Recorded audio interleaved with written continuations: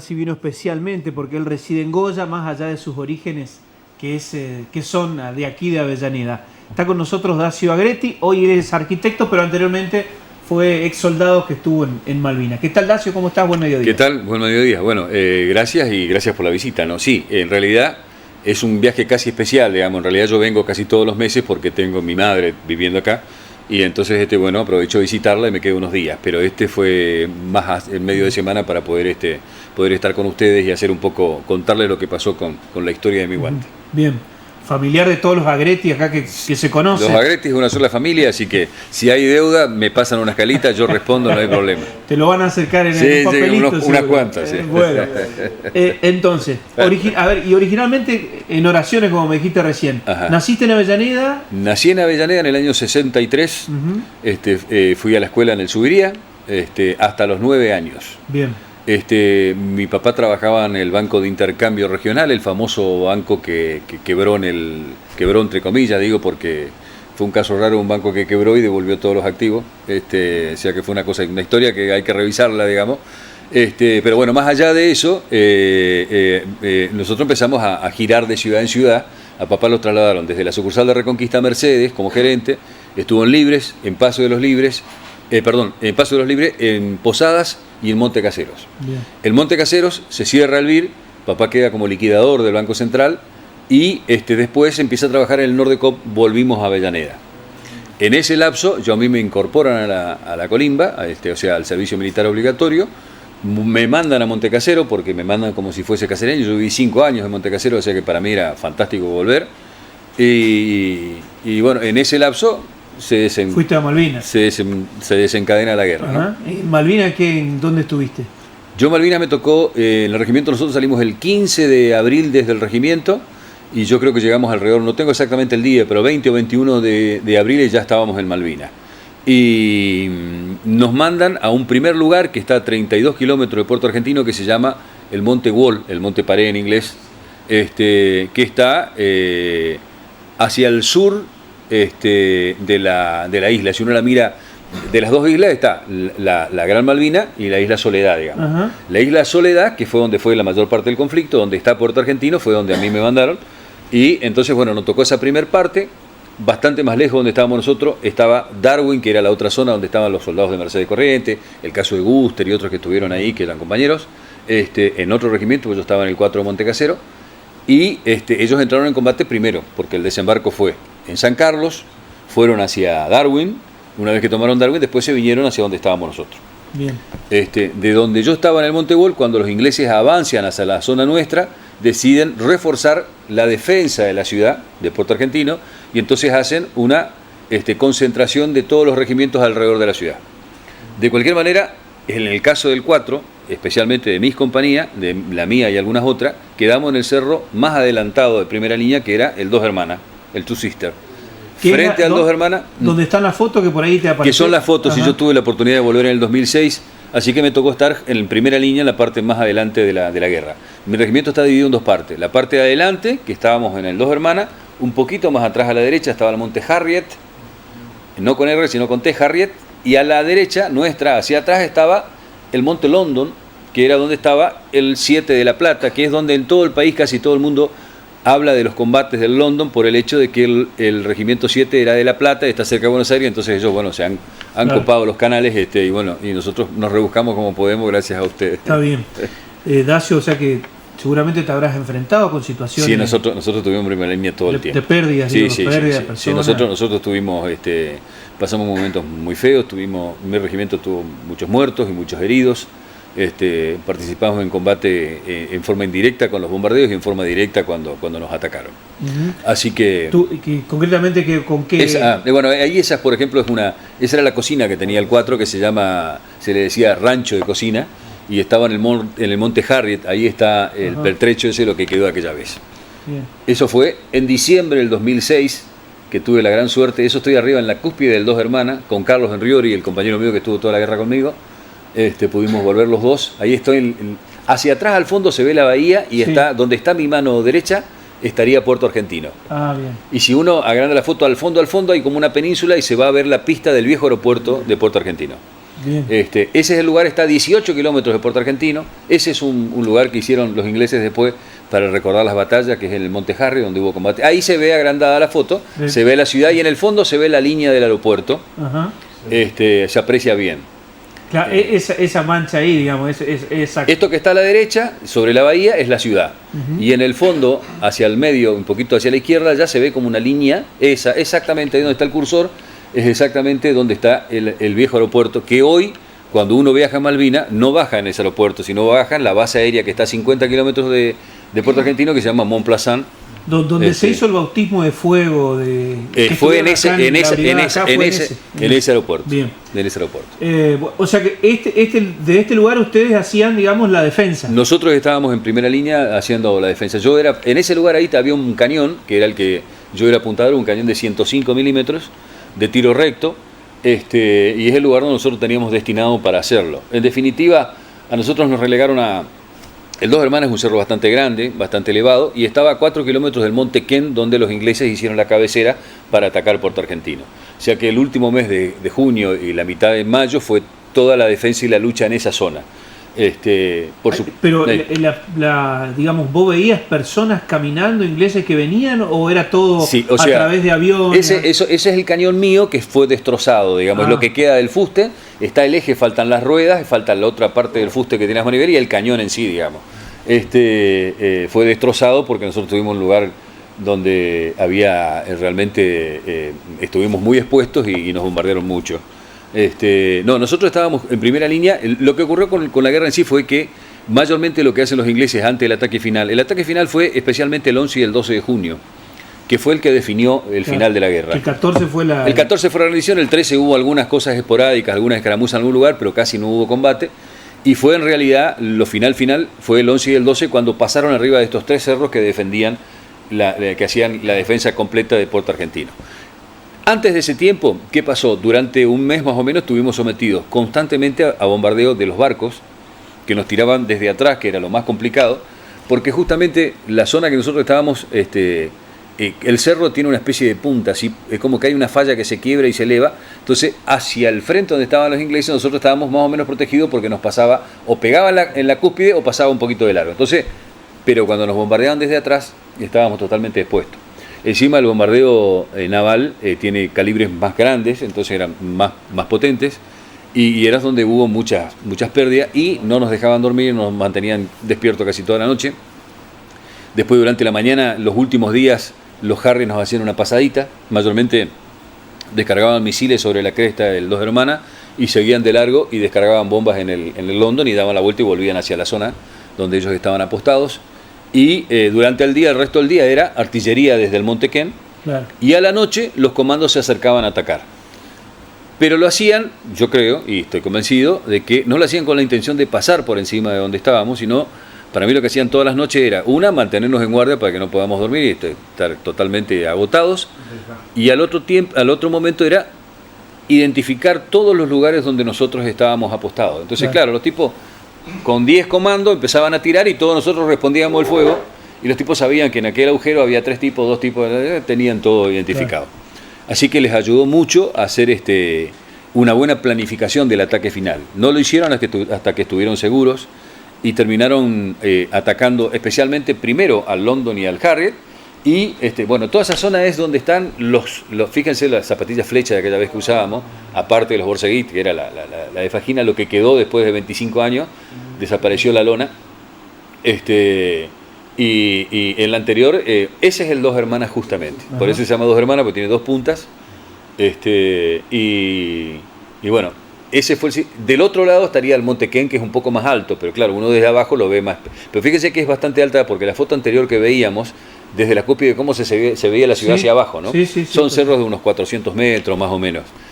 Si bien los más altos que hay, esas son casas de alquiler que tienen, o en realidad para los ejecutivos de la Falkland Company, que era la compañía de los ingleses, especialmente de la Corona, porque la Corona era dueña de la compañía y de las tierras de Malvinas.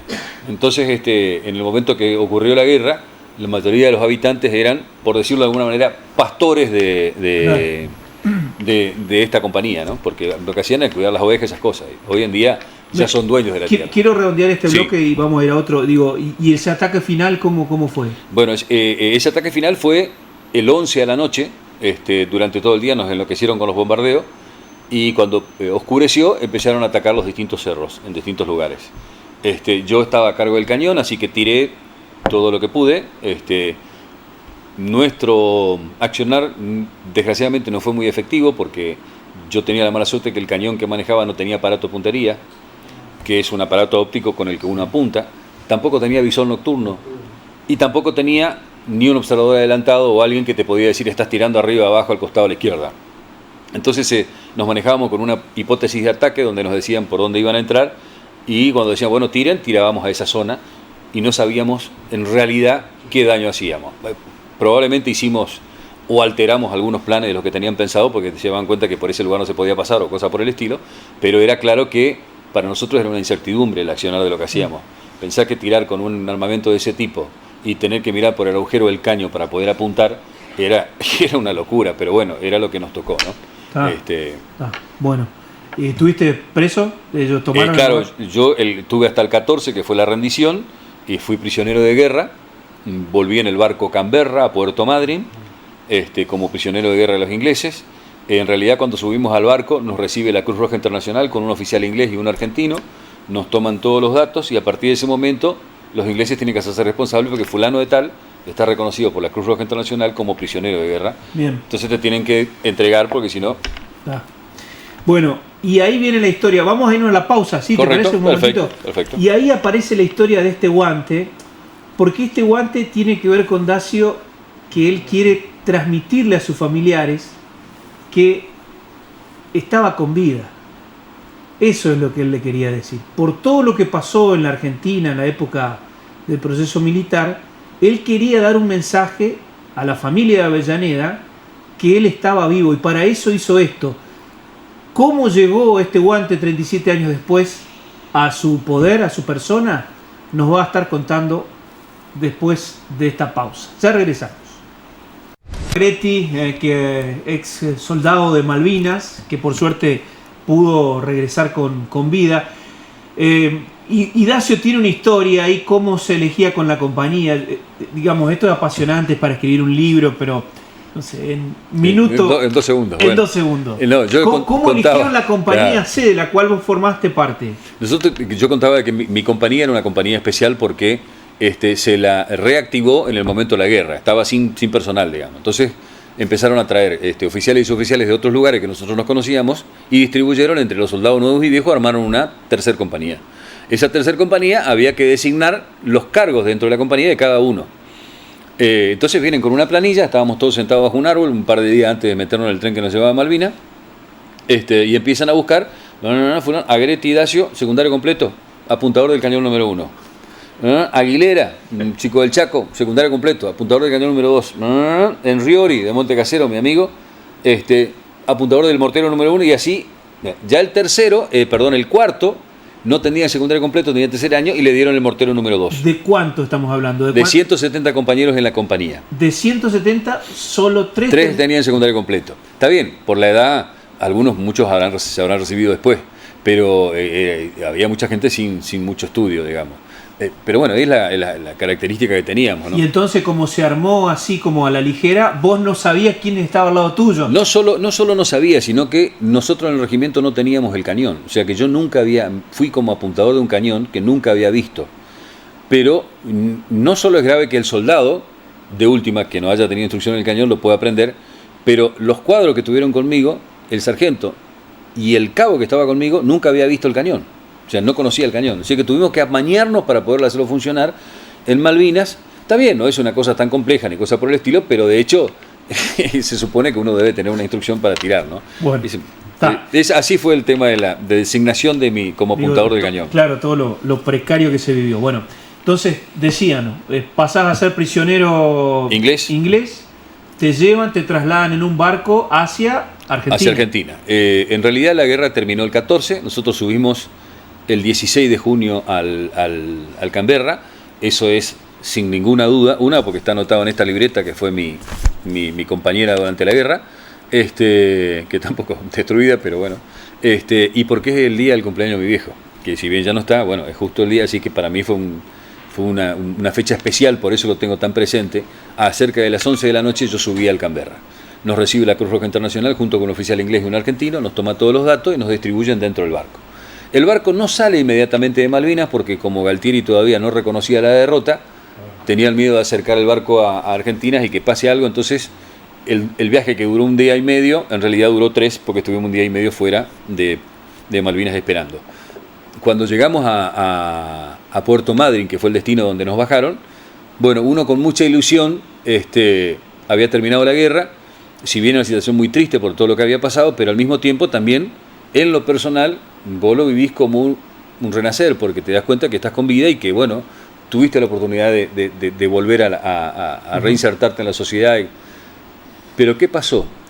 Nos sentimos muy mal porque al llegar a Comodoro Rivadavia nos empezaron a esconder y a meter dentro de camiones y colectivos tapados con papeles las ventanas, para que no nos vea la gente. La gente de Madryn, que la gente sabía lo que pasaba, no era como el resto del país que miraba más el Mundial de España que lo que nos pasaba a nosotros, en realidad ellos veían salir los aviones que salían 6 y volvían 3. Entonces los tipos estaban conscientes y veían bajar los heridos y esas cosas. Entonces estaban conscientes de lo que pasaba. Entonces la gente se cortaba las calles donde pasaban los camiones y los colectivos para poder vernos. Fue muy emocionante porque la gente trataba de romper los papeles para verte y qué sé yo. Fue una situación muy emocionante. Es una cosa que uno tiene presente con el pueblo de Madrid porque se ha portado maravillosamente. Bueno, nos llevaron a un depósito. Nos escondieron en el depósito, nos escondieron porque no nos dejaban salir. Pero una cosa es no dejarte salir porque estás dentro de un regimiento y otra cosa es no poder agarrar un teléfono para avisarle a tu familia que días después que terminó la guerra vos estás con vida. Claro. Yo me imagino el martirio, lo sé porque papá escribió cosas durante la guerra y una de las cosas que más sufrieron fue justamente ese periodo entre que la guerra terminó, los últimos combates que fueron muy cruentos y murió mucha gente, y no saber si los hijos de los padres con sus hijos en Malvinas, saber si estaban vivos o no. Entonces, era una situación muy fea lo que uno sentía en ese momento y la idea era tratar de avisarle. Entonces, no podía porque no tenía forma, nos estuvieron hasta la noche, a la noche nos llevaron a la base aeronaval de Trelew y de la base aeronaval de Trelew durante el día nos empezaron a llevar en aviones a Palomar, Buenos Aires, a la base aeronaval de Palomar. Llegamos a Palomar y de vuelta nos esconden dentro de camiones. A mí me tocó un camión todo con la lona hasta abajo tapado así, íbamos a oscura, dentro no sabíamos ni dónde estábamos ni hacia dónde íbamos.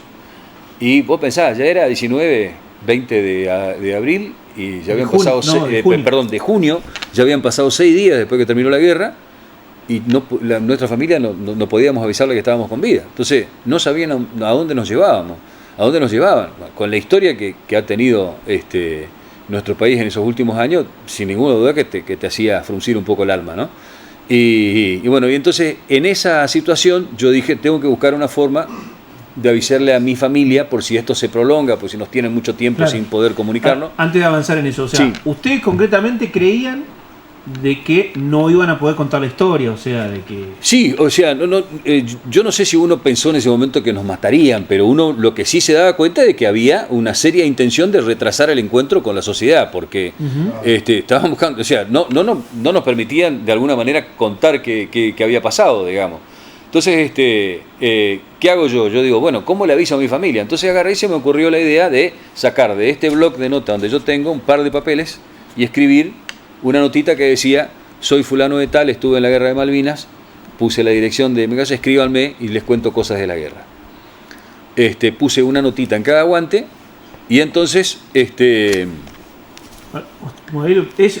es original. Esto es original, esto está sucio, estas son cosas que yo fui escribiendo y de acá salió, tengo la dirección de los muchachos y bueno, todas esas cosas que uno tiene.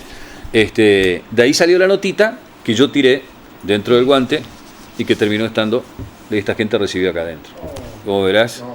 Así tal cual lo pusiste. Así tal cual lo puse. ¿Pero en qué momento tiraste el guante? Entonces, bueno, mientras avanzábamos, yo decía, ¿dónde lo tiro? Entonces, bueno, en un momento para el camión y se escuchaba gente hablando. Entonces saqué por el costado de la caja del camión y entre la lona y tiré el guante hacia la gente, corriendo el riesgo de que caiga en manos de algún militar o lo que sea, o sea, no sabía. Me jugué. Y en otro lugar donde volví a parar hice lo mismo. Paró en varios lugares, bueno, yo donde pude lo tiré. con la suerte de que en uno de esas tiradas le pegó a un señor que lo agarró y resulta ser que es el señor que después la familia me escribe. O sea, esta es tu escritura en esa. Esa es mi escritura, es la misma que esta. A ver si o acompañame vos con uno ahí y yo el otro acá para que la gente lo pueda ver. Digo, esto se escribió hace 37 años 37 años atrás, exacto. Dacio Agretti, calle 9, número 68, Avellaneda Santa Fe. 3561, Avellaneda Santa Fe. Soy uno de los... ¿Se alcanza a ver bien ahí, no? Sí, soy uno de los soldados que estuvo en las Islas Malvinas. Bueno. Bueno, esto, claro, mi idea era que esta gente pueda escribir, entonces mis padres se daban cuenta de que había vuelto con vida por si esto se extendía, digamos, ¿no es cierto?, en el tiempo. Bueno, se extendió, no mucho, pero tuvimos 3-4 días más, porque hasta el 23 de junio no pudimos comunicarnos con nuestra familia para decirle que habíamos vuelto. En realidad fue cuando recién nos dejaron llegar al regimiento y desde el regimiento avisarle con los conocidos que fueron a vernos, a recibirnos en los trenes que llegábamos a Montecasero y se encontraron con quienes estábamos con vida. De esa manera los amigos y familiares que estaban en Montecasero pudieron avisar a mi gente acá de que yo había vuelto y que estaba con vida, y no antes de eso. En realidad la noticia llegó antes en forma directa que por carta. Bien. Porque encima en ese momento hubo mucho problema con el correo. Yo durante meses recibí las cartas que me habían mandado los amigos y los familiares a Malvina, que no fueron a Malvina, quedaron en el continente y después las fueron devolviendo con tiempo. Astutamente las cartas volvieron. Lo que no volvieron fueron las encomiendas que me mandaron con chocolate, cigarrillos, whisky, cámara fotográfica, guantes con eso no pudieron mandarlo, que seguramente habrá ocupado mucho lugar en el camión y no pudieron revolverlo, pero las cartas volvieron. Bueno, ¿y cómo volvés a tener este guante y este escrito hace 37 años? Hace 3 semanas recibo un mensaje por el teléfono, en el Messenger de Facebook, una señorita, una chica que me dice, Flor, dice, o sea, no había ningún dato, decía solamente Flor, y dice, mi abuelo me pidió que me contacte contigo porque tiene en su poder algo que vos tiraste hace cerca de 40 años. Y me dice, mi abuelo atesoró esto con mucho cariño porque él tiene mucho respeto por la gente que actuó en Malvinas, qué sé yo, y me dice, y lo tiene guardado, lo tiene bien guardado y quiere devolvérselo a la persona que es el dueño. Si te interesa contactarte conmigo, qué sé yo. Yo casi me muero cuando recibo. Eso fue hace 3 semanas atrás. Fue el martes hace 3 semanas atrás. Bueno, estábamos con mi mujer almorzando, que yo me emocioné muchísimo. Inmediatamente le contesto, le digo, sí, ese guante es mío porque me manda una foto también. Y le digo, me encantaría volver a tenerlo, te agradezco mucho, agradecerle mucho a tu abuelo, qué sé yo. Y bueno, empecé a tener un contacto que le fui preguntando quién eran, de dónde eran y qué sé yo. Bueno, el tema es que avanzamos un poco y después se cortó la comunicación por ese día y me di cuenta que el único dato que yo tenía era ese mensaje en el Messenger, sin teléfono, sin saber el apellido, y entonces me entra a desesperar porque si esto se corta y no vuelvo a tener conexión con ella, volví a perder el guante. O sea, volví a tener, o sea, fue una cosa que, así que empecé al día siguiente a mandar mensajes y no me contestaba, lo viví con una ansiedad terrible, hasta que en un momento cuando se conectó cerca de la noche me dice, no, quédate tranquilo, te mando, qué sé yo. Entonces me mandó, mi abuelo es de Villa Ballester, provincia de Buenos Aires, en el partido de San Martín, que es la zona donde nosotros pasamos con el camión, y me dice, él se llama Carlos, mi abuela se llama... Bueno, y me dice, tiene 89 años y guardó durante 37 años el guante y bueno, le gustaría devolvértelo. Bueno, entonces me dio el número de teléfono, yo lo llamé, tuvimos una conversación fantástica, un hombre que está perfectamente lúcido, un amor de familia, porque realmente la suerte de que el guante vaya a caer en manos de gente que quiso, que lo valoró, que le dio importancia, que lo cuidó y que después tuvo la ansia de devolverlo. Así que, bueno, una familia maravillosa. Tuvimos un contacto y la otra semana le digo a mi mujer, bueno, mirá, que estábamos en Goya, vamos a conocer a esta familia y a retirar el guante. Así que, bueno, lo llamé, le dije, ¿podemos estar el lunes allá? Me dijo, me encantaría.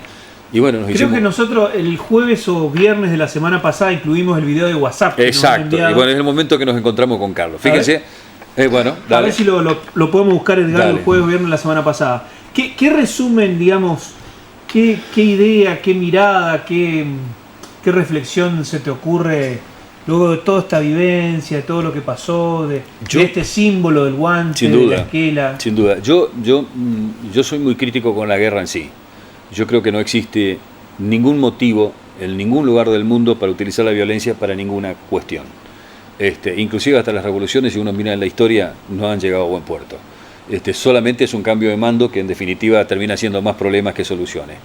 Entonces, yo creo que hay que darse cuenta que hay otra forma entre gente civilizada de llegar a arreglar las cosas. Si bien hay gente jodida en el mundo, o países que han impuesto la fuerza de alguna manera, lo que nosotros hemos hecho fue una estupidez mucho más grande que lo que nos pueden haber hecho, porque realmente un pueblo inmaduro como el argentino, con muy poca experiencia en la democracia y en cómo hacerse valer por las cosas que le pasaban, porque hemos vivido siempre con el yugo sobre la cabeza, fíjense que en el 82, días antes de la toma de Malvinas, parte del pueblo estaba en Plaza de Mayo gritando para que se vayan los militares. Y 3 días después, cuando toman las Malvinas, la misma gente que estaba gritando en contra de esta gente estaba aplaudiéndolos porque habían tomado la Malvinas. Como si tomar la Malvinas es jugar un partido de fútbol donde uno gana 3-0 o pierde 3-0. Sí, totalmente. No, murieron 649 chicos argentinos y gente grande que eran militares de carrera. Y entonces fue un suceso que no puede ser gratuito. Y si uno no aprende de esas cosas, no aprende nada en esta vida. Así que eso sirve para siempre, para hoy, que las cosas se hacen con mesura, porque sin ninguna duda Malvinas deja secuelas. Ahí está el momento, gracias Edgardo. Ahí está el momento de... Este señor es el que encontró el guante. Este señor es Carlos Andrade. El guante, el forro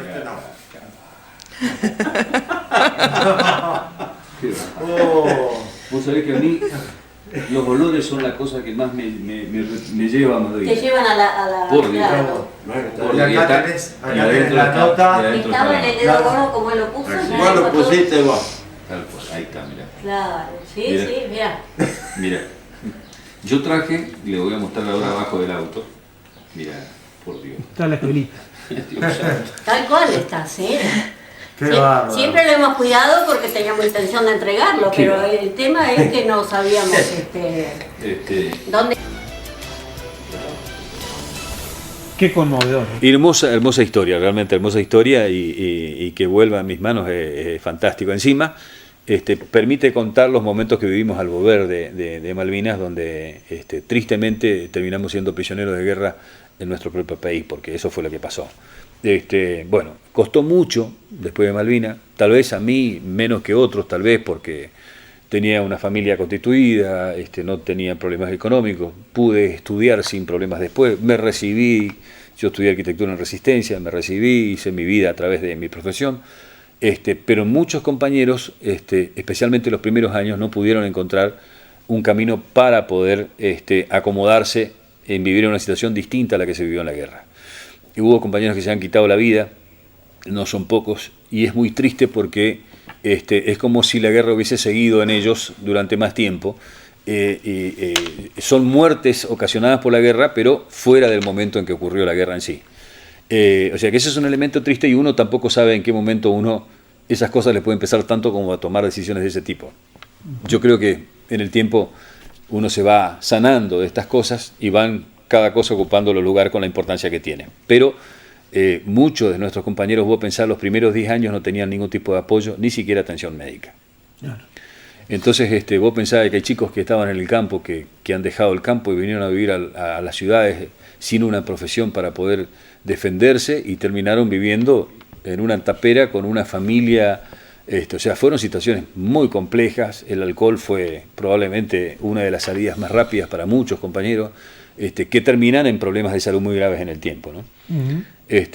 Así que, bueno, un país tiene que hacerse cargo de las decisiones que produce, de las acciones que produce, y tiene que hacerse cargo de las acciones que también acompaña y que defiende. Entonces, en el tiempo, los excombatientes de Malvinas, si bien hoy uno nos ve más redonditos y rozagantes, hay otros que no están tan bien. Y al mismo tiempo cada uno tiene una gran historia para contar. Muchos no lo hacen porque no pueden hacerlo, otros no tienen la capacidad o como sea, cada uno hace lo que puede con lo que tiene. Pero para mí como mensaje primordial es, sin ninguna duda de los que podemos contar lo que pasó, nosotros tenemos la obligación de hacerlo, porque en definitiva somos un poco la voz de los que murieron en Malvinas y que no pueden hablar. Entonces, bueno, ese es un poco nuestro gran mensaje, que aparte piensen que somos en parte un pedazo de historia viva, porque se puede en las escuelas invitar a un excombatiente que estuvo para poder contar realmente lo que pasó, claro, y no repetir alguna frase de algún libro. Entonces, a través de la verdad se pueden conocer mucho más a fondo las cosas que pasaron en ese momento, ¿no? Muy bien. Dacio, la verdad que muy fuerte, ¿eh? Bueno. Conmovedor la historia y bueno, gracias por ayudarnos a permitir y conocer un poquito más de, no, por favor, de lo que pasó con todos estos detalles que hacen, ¿no? a la historia. Así, bueno, gracias. Bueno, muchas gracias. No, gracias. Cuando estés publicando el libro, avisanos. Con gusto. Lo transmitimos. Con gusto. Está escribiendo un libro también para poder publicar, para poder vivencias. hacer las vivencias de esta historia y otras tantas más, ¿no? Dacio Agretti, vecino de Avellaneda, ahora en Corrientes, y que nos contó la historia de la recuperación de este guante 37 años después del conflicto de Malvinas. Ya regresamos.